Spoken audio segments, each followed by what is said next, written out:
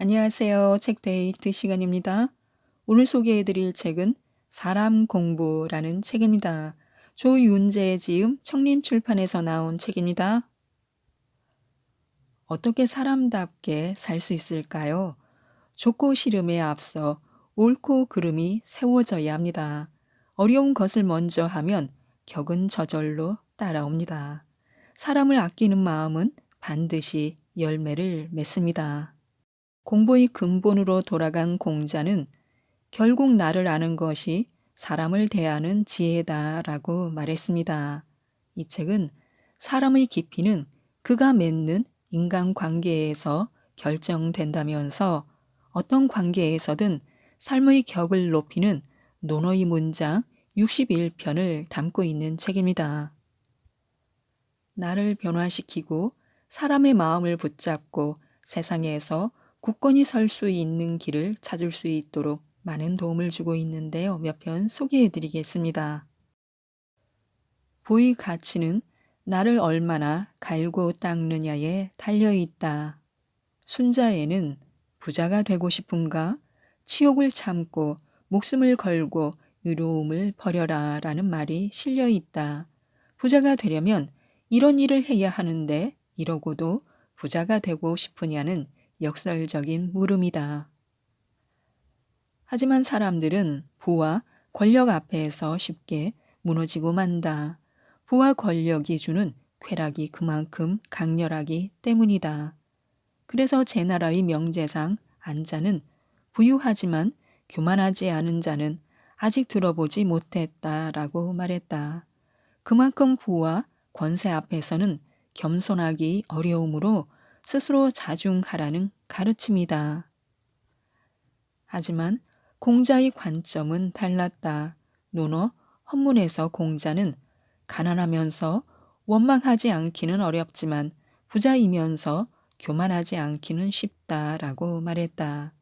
부자이면서 교만하지 않은 것은 수양의 문제다. 도와 덕을 추구하는 선비라면 어렵기는 하지만 당연히 취해야 하는 자세다. 하지만 가난은 선비가 아닌 백성의 고충이다. 이들은 항상 가난에 시달리고 배를 굽는 처자식을 보면서 원망을 하게 된다.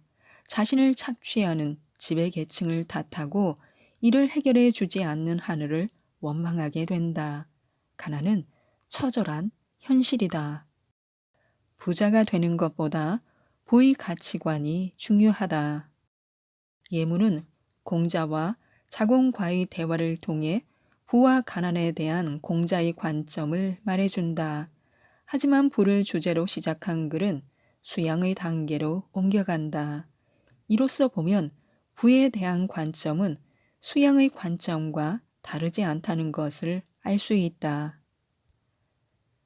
치열하게 노력하는 사람이 높은 수양의 경지에 도달할 수 있고 그런 사람만이 올바른 보위 가치관을 가질 수 있다는 뜻이다. 예문의 전문은 이렇다. 자공이 묻자 공자가 대답했다. 가난하면서도 남에게 아첨하지 않고 부유하면서도 다른 사람에게 교만하지 않는다면 어떻습니까?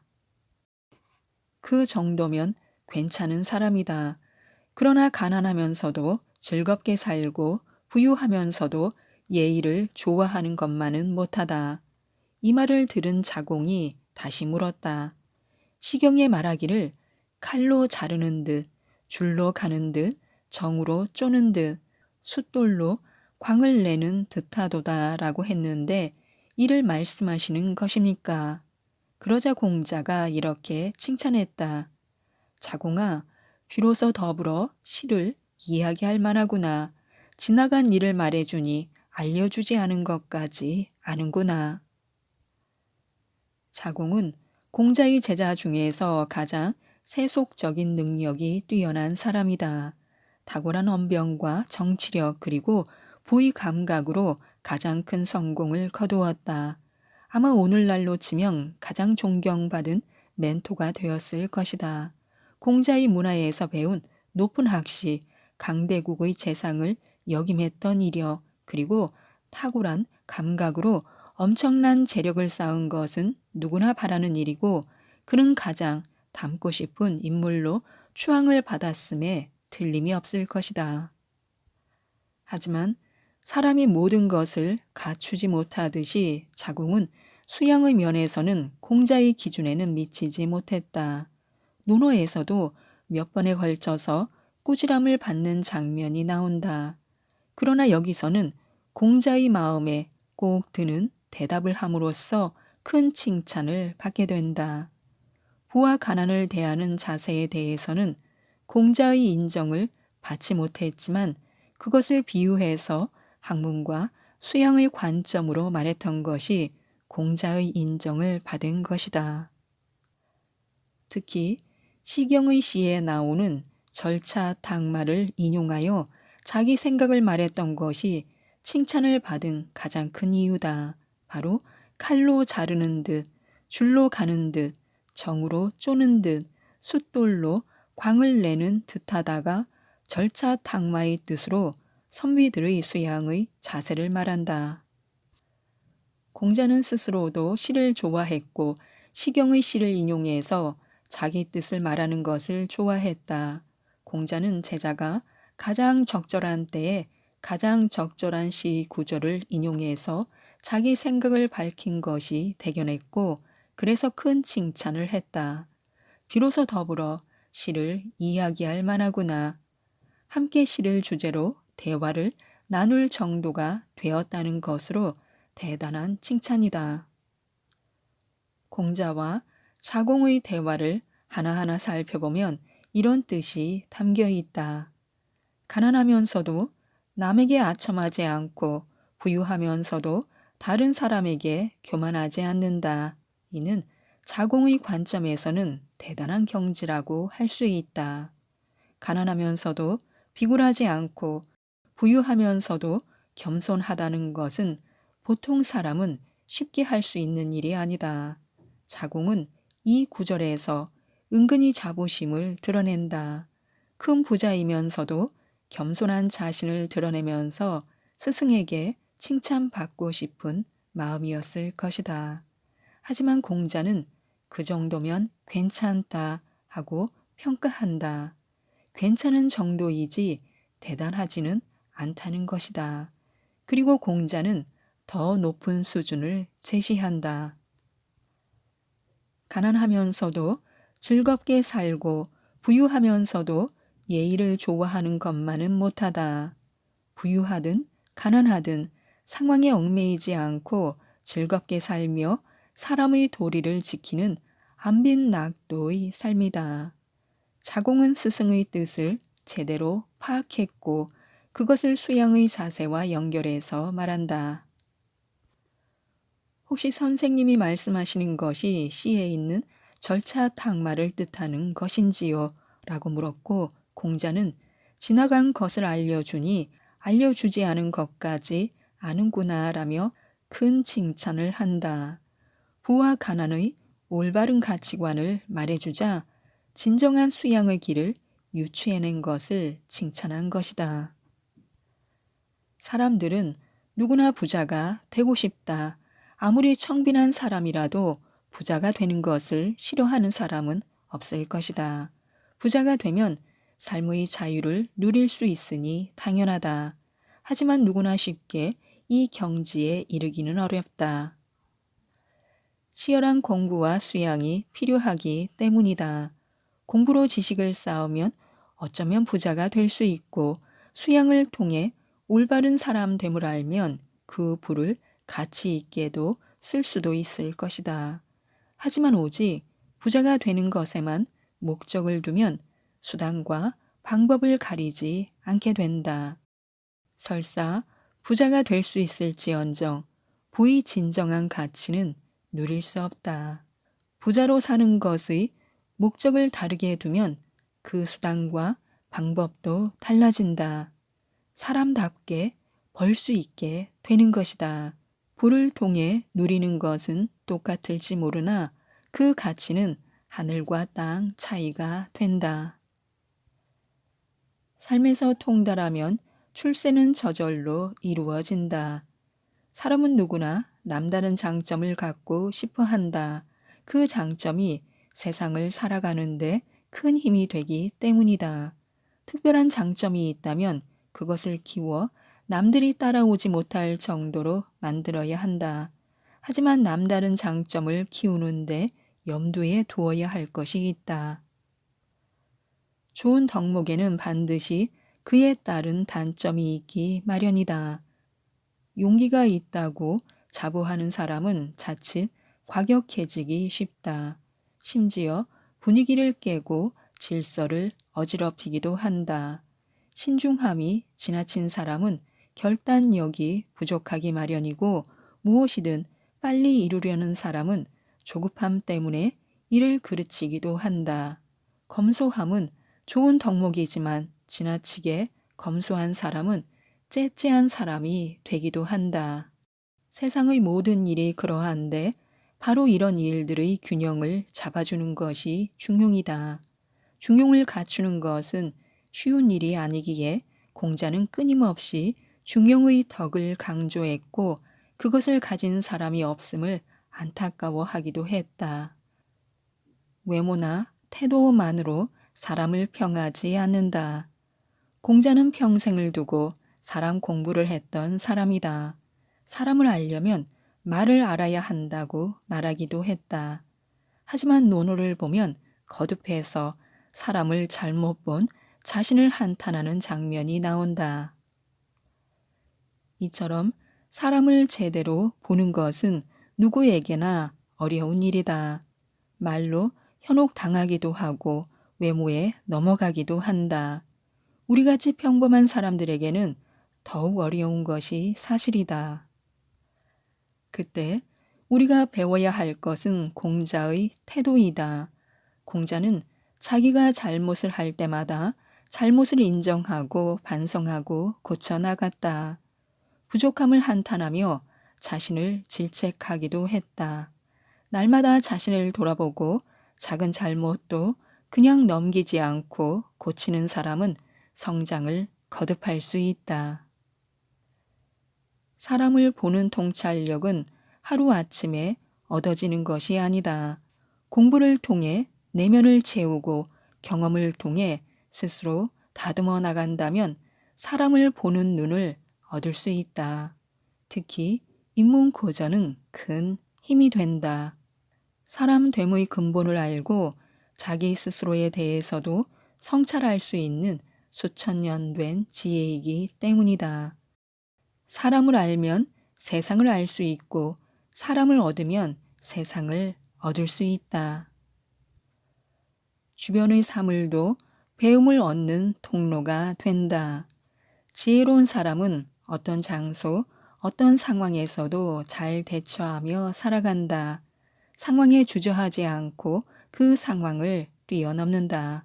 그 힘은 바로 긍정적인 마음과 변화할 수 있는 능력이다. 인한 사람은 다툼 없이 만물을 포용한다. 다른 사람은 물론이고 스스로에게도 마찬가지다. 자신이 가진 것에 만족하며 외적인 형편이 아니라 마음으로 풍요로움을 느낀다. 노자가 말했던 만족을 아는 자는 부유하다가 바로 그것이다. 진정한 부는 상황이 아니라 마음에 달려 있다. 아무리 부자라고 해도 끝없는 탐욕에 시달리면 그는 풍요롭지 않은 사람이다. 가진 것이 적어도 스스로 만족하며 나눌 수 있는 사람이 진정으로 풍요롭다. 또 한 가지, 인한 사람은 오래 산다도 오해해서는 안 된다. 인한 사람이 오래 산다는 것은 생물학적인 수명을 말하는 것이 아니다. 인하게 살면서도 단명하는 사람은 주위에 얼마든지 있다. 심지어 공자가 가장 인하다라고 인정했던 수제자 안현도 30대 초반에 죽었다. 이는 사랑을 말한다. 사랑은 어느 시대, 어떤 상황에서도 변함없이 자신을 베푼다. 영원불변의 가치이므로 오래 간다는 것이다. 당연히 사랑의 사람도 오래 사는 것이다. 영원 불변의 가치를 마음에 품고 있으므로 주어진 수명에 관계없이 그 삶은 영원할 수 있다. 모든 큰 문제는 작은 일에서 비롯된다. 공자는 한 사람을 두고 살기를 바라고 죽기를 바라는 감정을 함께 가지는 것을 미혹이라고 보았다. 사람을 좋아하고 미워하는 것은 감정이다. 많은 사람을 접하고 그들과 관계를 만들어 가는 것이 바로 사람의 삶이며 이는 예나 지금이나 다름이 없다. 모든 이들과 좋은 관계를 맺으면 가장 좋겠지만 그 중에는 필연적으로 좋은 사람과 미운 사람이 생기기 마련이다. 설사 미운 사람이라고 해도 관계를 단절할 수 없기에 사람과의 관계가 힘든 것이다. 하지만 미워하는 감정과 좋아하는 감정이 언제나 변함없을 수는 없다. 지금은 좋지만 상황이 변하면 그 사람이 미워질 수도 있다. 마찬가지로 미운 사람이라고 해도 그 사람이 베푼 작은 도움이나 친절에 의해 그 사람이 좋아지기도 한다. 미워했다가 좋아지면 그 좋은 감정이 더 커질 수도 있다. 그때 우리는 흔히 원래 좋은 사람인데 내가 그 사람을 오해했어 라고 말한다. 마찬가지로 좋은 감정이 미워지면 그 미움은 더욱 커진다. 믿었던 사람인데 하는 마음이 사무쳐 점점 더 미워지는 것이다. 하지만 같은 사람을 두고 좋아하고 미워하는 감정이 동시에 있다는 것은 언뜻 생각하면 이해하기 힘들다. 심지어 그 사람이 살기를 바라면서 또 죽기를 바라는 것은 조금 심하다. 하지만 이런 마음은 의외로 쉽게 일어날 수 있는 감정이다. 오히려 가장 친밀한 사람, 부모나 둘도 없는 친구, 자기 목숨보다 더 사랑했던 연인에게서 일어난다. 목숨도 아끼지 않을 만큼 사랑했던 감정이 목숨을 뺏을 정도의 미운 감정으로 바뀌는 다소 황당한 일이 현실에서도 많이 일어나고 있다. 공자가 제자 번지에게 주었던 미혹에 대한 해답에서 우리는 좀 더 쉽게 짐작할 수 있다. 번지가 무대 아래를 거닐다가 공자에게 미혹을 분별하는 일을 물었을 때 공자가 가르친 말이다. 잠시 분노해서 자신을 잊고 부모를 잊는 것이 미혹됨이다. 순간적으로 화가 나서 그 화를 폭발시키는 사람을 보면 대부분 얼굴이 이지러지고 눈동자가 흐려진다. 원래의 자신을 잃어버린 것이다. 이 사람은 자신의 안위를 걱정하는 부모까지 잊었다고 할 수 있다. 심지어 화가 극에 달하면 자기 부모까지 그 화의 대상이 될 수 있다. 제 부모도 몰라보는 놈이 가장 심한 욕이 되는 것이 바로 그 이유다. 자신을 잊는 것은 물론 부모도 잊는 것은 사람됨의 근본을 부정하는 것이기 때문이다. 하지만 이런 감정은 안타깝게도 대부분 사소한 일이나 상황에서 일어난다. 공자가 하루아침의 감정, 일조주분이라고 표현한 데서도 알 수 있듯이 모든 큰 문제는 작은 일에서 비롯된다. 우리가 감정을 절제하지 못했을 때 가장 후회하는 일이 그것이다. 얼마든지 참을 수 있는 일, 잠깐이면 잊힐 일 때문에 인생에서 가장 큰 흠을 만들기 때문이다. 군자의 세 가지 도는 몸, 얼굴, 말의 태도에 있다. 증자가 병이 들자 맹경자가 문병을 갔다. 증자가 말했다. 새가 죽으려 할 때면 그 울음소리가 슬퍼지고 사람이 죽으려 하면 그 말이 선해집니다. 군자가 귀하게 여기는 도가 셋 있으니 몸을 움직일 때는 사나움과 거만함을 멀리해야 합니다. 안색을 바로잡아 신의에 가까워지도록 해야 합니다. 말을 할 때는 도리에 벗어남을 멀리해야 합니다. 제기를 다루는 일과 같은 소소한 예법은 담당자가 있으니 그들에게 맡겨두면 됩니다. 증자가 죽을 무렵에 맹경자에게 했던 말은 자신이 평생을 지켜온 인과 충정과 같은 높은 이상이 아니었다. 오히려 평범하고 보편적인 일상의 도리를 말하고 있다. 먼저 몸을 움직일 때의 마음가짐이다. 평상시의 거동은 항상 온유하고 겸손한 자세를 유지해야 한다. 어떤 상황에서도 마찬가지다. 급한 일을 당하면 사람들은 마음이 조급해지고 행동이 거칠어지기 마련이다.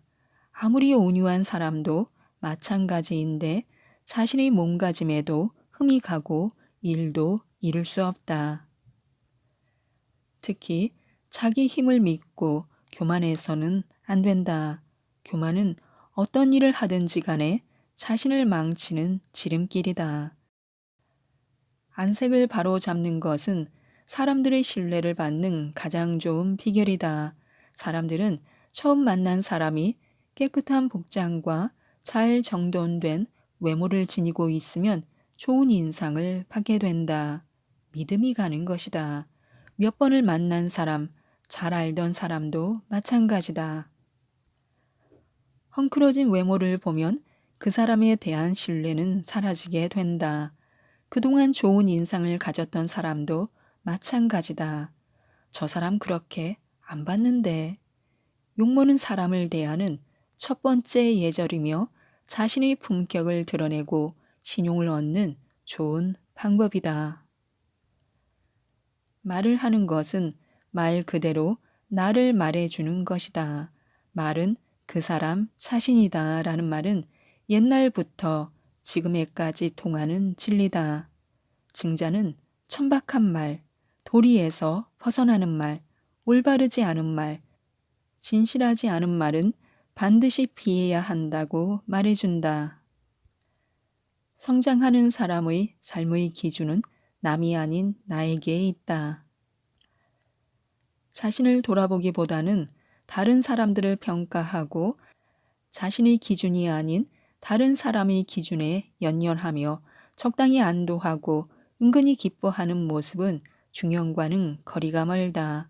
자신과 남을 비교하는 습관을 가진 사람은 크게 성장하기 어렵다. 성장의 기준, 이루고자 하는 이상의 높이가 자신이 아닌 남에게 있기 때문이다. 상대방보다 내가 나으면 만족하고 못하면 실망하고 좌절한다면 오롯이 자신의 삶을 살기 어렵다. 특히 이런 유형의 사람은 자신보다 나은 사람이 아닌 못한 사람의 무리에 끼게 된다. 마음이 편하기 때문이다. 하지만 자신보다 못한 사람들과 함께하는 사람은 큰 성장을 이루기 어렵다. 사람은 주위에서 자주 접하는 사람과 닮아가기 때문이다. 모습은 물론 수준도 마찬가지다. 더 높이 도약하지 못하고 흔히 하는 말로 그 나물에 그 밥이 되고 만다. 중용의 도는 수치상으로 단순히 중간을 뜻하는 것은 아니다. 어떤 상황에서든 가장 적절한 것을 찾아 행하는 것이다. 그리고 주위에 눈 돌리지 않고 꾸준히 가고자 하는 길을 가는 것이다. 그 시작은 바로 오늘, 지금 하는 일에 최선을 다하는 것이다. 중용은 높은 도덕적 이상이지만 평상시의 삶에서 실천하는 것을 기반으로 한다. 하루하루의 삶에서 스스로를 돌아보며 날마다 내면의 단단함을 쌓아 나가는 것이 바로 중용의 삶, 어른의 삶이다. 지금까지 이 책에 대해서 말씀드렸는데요. 사람과 세상을 꿰는 원리는 오직 하나에 있다고 합니다. 논어에서 찾은 인간관계의 처음과 끝을 얘기해주고 있는 이 책 사람 공부를 꼭 한번 읽어보시고 모든 분들이 성숙하시고 행복하시고 성공하셨으면 좋겠습니다. 이상 책데이트였습니다. 감사합니다.